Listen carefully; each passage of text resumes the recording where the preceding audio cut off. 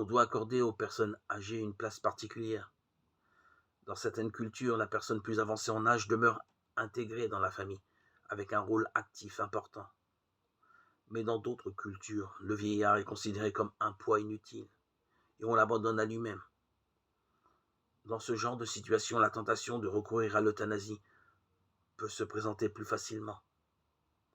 La marginalisation ou même le rejet des personnes âgées sont intolérables.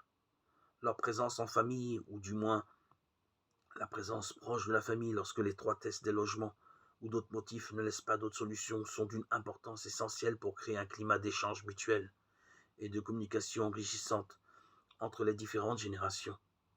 Il importe donc que l'on maintienne une sorte de pacte entre les générations, ou qu'on le rétablisse quand il a disparu, afin que les personnes âgées parvenues au terme de leur route puissent trouver chez leurs enfants l'accueil et la solidarité qu'ils ont eux-mêmes pratiqué envers eux à leur entrée dans la vie. C'est là une exigence du commandement divin d'honorer son père et sa mère, Exode 20:12, Luc 19:3, Lévitique 19:3. Mais il y a plus. La personne âgée n'est pas seulement à considérer comme l'objet d'une attention proche et serviable. Elle a pour sa part une contribution précieuse à apporter.